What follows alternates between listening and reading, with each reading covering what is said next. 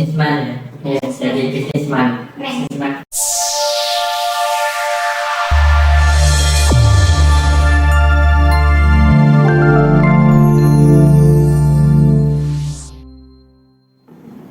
Hai Sobat Bisnis Kocok, we hope you grow. Oke, kembali lagi di kesempatan kali ini kita sedang melakukan podcast bedah buku ya.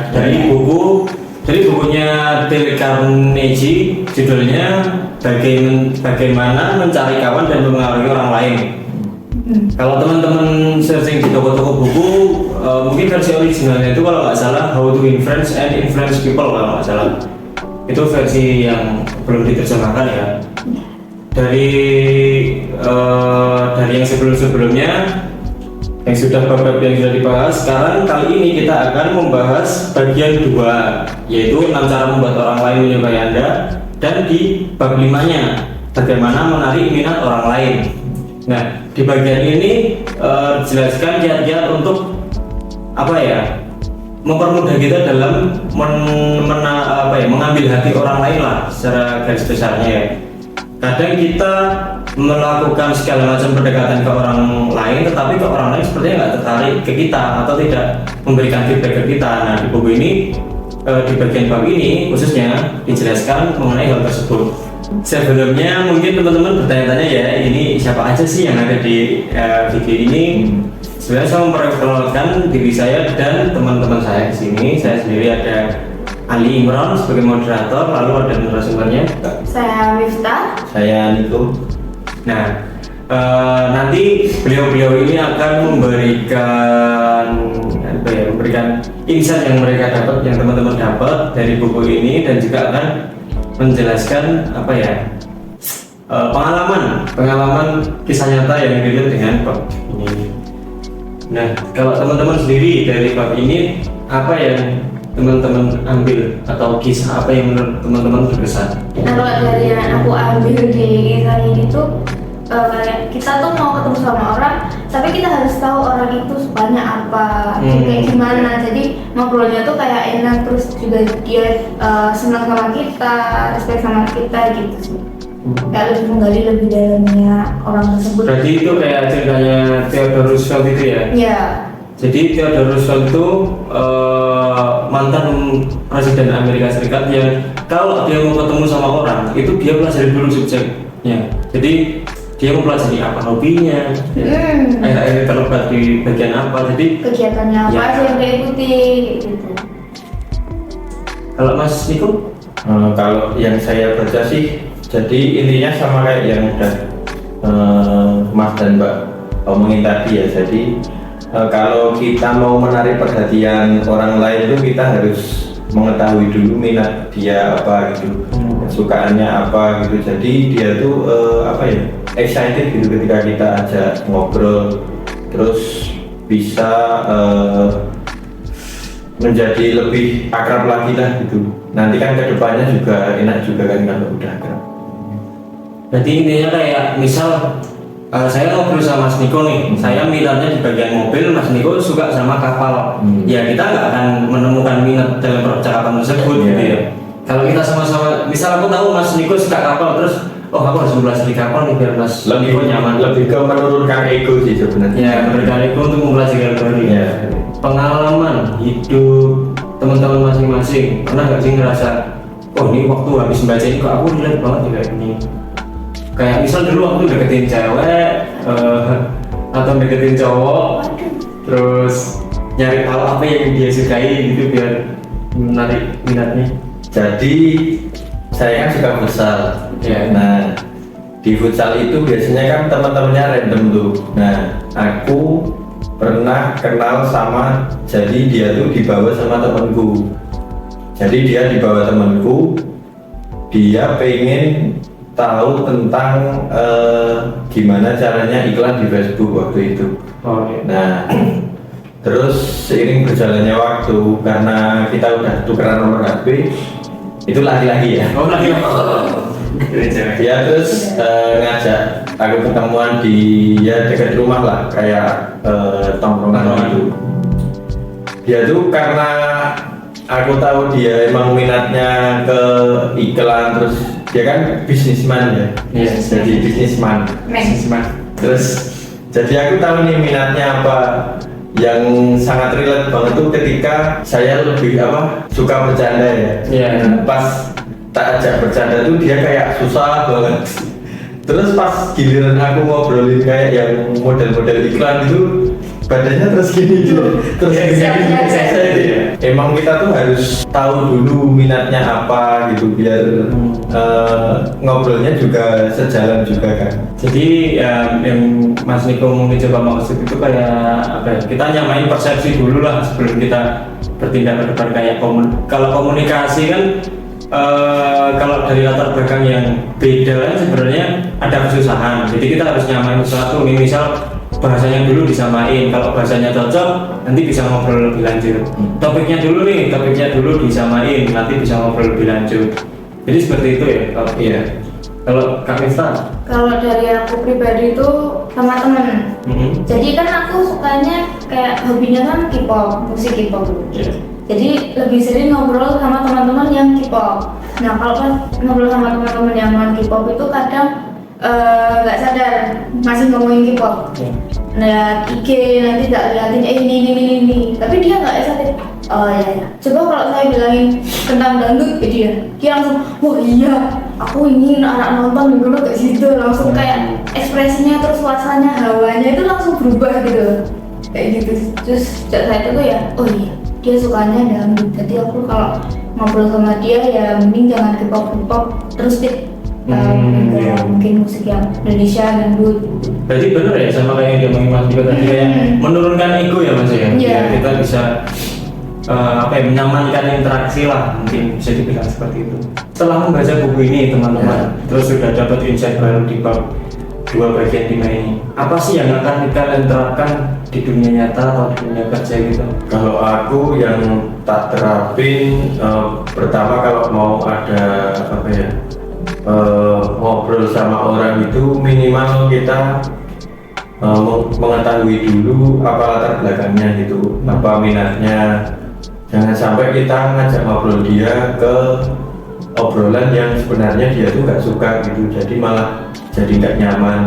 Kalau sama-sama nyaman, sama-sama relate kan jadinya enak gitu. Kalau aku itu. Kalau aku sendiri tuh nggak jauh beda sama Mas Diko. Jadi ya minimal kita itu harus kenal dulu, jangan kalau cerita tuh jangan mendingin diri sendiri gitu. Jadi kalau cerita ya nyeritain dia lah, nyenengin dia gitu. Tapi beda ya kalau emang udah kenal gitu, mau kita ngobrolin dia nggak tahu pun bakal ada enak-enak. Lebih ke orang yang baru kita tahu. Iya, mungkin ini di bab ini tuh menjelaskan cara menarik minat dari orang baru ya, seperti itu ya. Karena komunikasi itu juga sebenarnya masalah kesan pertama. Kalau dari pertama ngobrol kok udah nggak nyambung, ya kita nggak akan deket gitu ya. Karena obrolan pertama nyambung, ya kita akan jadi teman dekat. Ya. Saya mau ngambil salah satu contoh dari buku ini ya. Seseorang yang bernama Henry G. Duvernoy. Jadi dia tuh punya perusahaan roti borongan di New York. Nah dia berusaha menjual rotinya ke hotel tertentu. Dia tuh udah ngehubungin manajer hotel itu gitu loh. Tapi dia selalu gagal. Terus dia ngubah taktiknya. Dia cari tahu latar belakang manajer itu apa. Ternyata manajernya tuh bergabung di suatu kelompok eksekutif hotel gitu, namanya Greeters of America. Nah, jadi ketika si Duvernoy itu tahu, langsung pas ketemu sama manajernya dia tuh ngobrolin tentang Greeters itu tadi. Nah, terus manajernya kan excited, dia kelihatan senang gitu loh. Terus si Duvernoy ini nggak ngobrolin bab roti sama sekali gitu loh. Terus pada akhirnya dia nelpon Duvernoy agar bawa contoh roti beserta harganya ke hotel itu, hanya dengan ngobrol sesuai yang diminati manajernya tadi. Itu salah satu contohnya. Teman-teman, jadi masalah bisnis saja ternyata bisa selicin itu kalau kita tahu apa yang diminati sama calon klien kita atau calon customer kita gitu. Dan bahkan di bisnis itu semudah itu ya, maksudnya Iya, Cuma personal gitu ya. cuma ngobrol. Cuma Menciptakan ngobrol, ya. kehangatan. Kalau Kayak kita- cara efektif nggak sih kalau kayak gitu? Iya sebenarnya efektif banget sih. Cuma kita menawarkan harga yang cocok, barangnya juga cocok. Tapi kalau dari kesan pertama terhadap personal orangnya kayak kok nggak asik sih orangnya. Nggak asik kok, nggak menciptakan Iya. kehangatan sih. Yes. Jadi itu ada ada orang nih pengusaha gitu, dia udah cek nih, bikin cek kayak 1 juta gitu, tapi dia ternyata nggak cair. Nah waktu itu ada seorang bapak, dia itu ingin kayak punya maksud biar anak didiknya itu ada yang membiayai. Nah dia datanglah ke itu orang yang punya cek. Waktu datang ke situ dia nggak langsung bilang tujuannya dia atau apa gitu, dia cuma cerita ini kenapa kok ceknya kayak gini, kayak pusat perhatiannya itu tertuju sama cek yang masih dipajang. Iya. Karena ceknya kan dipajang gitu. Dia cerita ternyata dia nggak ngomong tujuannya dia, tapi ditanyain tuh sama yang punya cek, di sini tuh ada apa, ada hal yang mau dibicarainnya apa, terus dia baru bilang. Dan ternyata yang dibiayain tuh nggak cuma 1 anak, bahkan sampai sama dia sendiri gitu, 4 anak gitu, Iya. sampai dibiayain. Pokoknya tinggal di sana selama 7 mingguan. Seminggu ya. Tadi teman-teman juga. Apa ya teman-teman ya, kalau sebenarnya membaca minat orang itu sebenarnya gampang-gampang susah ya, apalagi kalau pertama kali ketemu juga kayak misalnya tadi. Pertama kali ketemu mungkin teman-teman bingung nih mau ngebacanya apa, mungkin bisa lewat pakaian. Kalau pakaiannya ya ini boleh nambahin nggak? Lewat tempat aku juga pernah sih. gimana? Jadi, menilai minat Menilai minat orang dari tempat. Oh bisa juga. Rumah saya kan deket sama pasar. Terus pas aku ke warung ketemu sama bapak-bapak, aku ngobrol. Jadi di pasar itu kan ada pasaran tersendiri. Di weton lagi itu banyak yang ada loket. Jadi banyak yang jual kayak burung-burung gitu. Aku tahu nih bapak ini kesini pasti Nyari burung gitu. kalau nggak nyari burung ya nyari hewan-hewan gitu. Ikan gitu. Ternyata bapaknya nyari burung, terus ya cerita-cerita panjang lebar tentang dia bisnis burung ini itu gitu. Jadi bisa kita mengetahui karakter atau minat orang tuh bisa dari tempat juga gitu. Ternyata. Jadi sebenarnya banyak banget ya faktornya ya. Faktornya. Untuk untuk mencari tahu minat orang atau latar belakang orang itu kan kita bisa lihat dari ya kita di tempat kita ngobrol di mana. Kalau kita ngobrol di kalau di base itu mungkin ini orang bekerja nih, kita ngomongin kerjaan kita jawab. Ngelihat pakaiannya juga, gaya komunikasinya juga macam-macam sekali ya. Kalau boleh sebelum kita akhiri ya di di sesi podcast kali ini, satu kalimat kesimpulan untuk bab ini apa?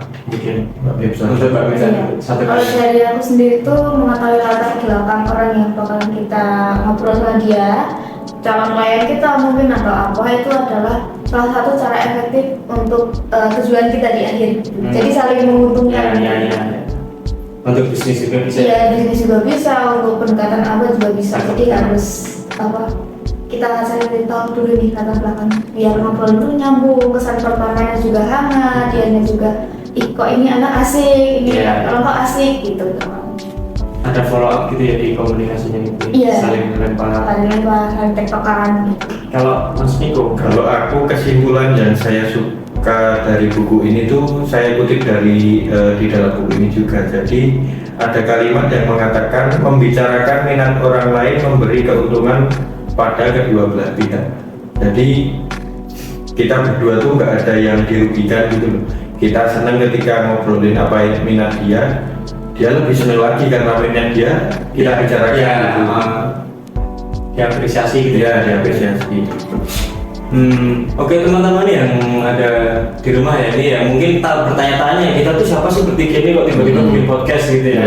Nah jadi kita ini dari Coach Shop Indonesia yang menjual peralatan penjualan atau alat AIDC ya, mungkin kalau teman-teman tahu dari sini. Yang kita jual apa aja nih teman-teman? Printer, Ya, printer barcode, printer kasir, ada scanner. Mungkin di sini bisa teman-teman lihat ya. Di sini ada kasir, ada printer, ada scanner. printer barcode, terus printer kasir. Atau buat yang mau custom lanyard juga bisa kayak gini. Tuh teman-teman kalau punya acara atau event butuh lanyard bisa pesan di kita, ya. Nggak cuma lanyardnya ya mas ya, Iya. di kartu anggotanya juga Kartu anggota bisa jadi buat kalian yang mager mau keluar rumah ke percetakan bisa pesan preprint ke lewat marketplace ya. Iya, nanti teman-teman tinggal pesan dengan durasi pre-order 2 minggu teman-teman. 2 minggu itu paling lama sih. Paling lama ya? Paling lama. Oh, mungkin bisa 3 jam. 3 jam bisa. Kita bisa langsung jadi. Oke, banyak banget ya. Sini ada printer ID card juga kalau Iya. teman-teman kerja di instansi atau di pemerintahan yang membutuhkan kartu keanggotaan, teman-teman bisa pesan di kita dengan berbagai macam merek ya. Printer ID card Jarang loh yang jual printer ID card itu. jarang banget. Kalau teman-teman di marketplace searching printer ID card gitu keluar toko kita ya pasti ya. Bisa buat bisnis juga sih kalau printer ID card itu. Kalau kalian mau buka usaha ngeprint Kayak kartu gitu photocard ya, gitu photocard gitu bisa pesan. Oh iya, jadi kalau apa ya usaha kayak toko kecil terus mau bikin membership ke langganan Itu bisa. nanti kartu membernya itu preprint di kita untuk template-nya. Nanti teman-teman tinggal ngeprint untuk namanya, misal mungkin namanya Pak Ijo atau siapa gitu, alamatnya kota kecil atau kota gede gitu misalnya. Itu juga apa macam-macam ya modelnya. Ada yang transparan kan. Oh iya, jenisnya. Ada yang tebel, ada yang standar, macam-macam lah pokoknya. Mungkin itu ya teman-teman ya dari kita ya tentang buku apa namanya bagaimana mencari kawan dan mempengaruhi orang lain yang itu di bab 2/5. Mungkin kalau ada kurangnya kami dengan sebesar-besarnya mohon maaf, dan jika ada insight baru untuk teman-teman silakan bisa dipetik dan digunakan di kehidupan teman-teman. Oke, terima kasih, see you.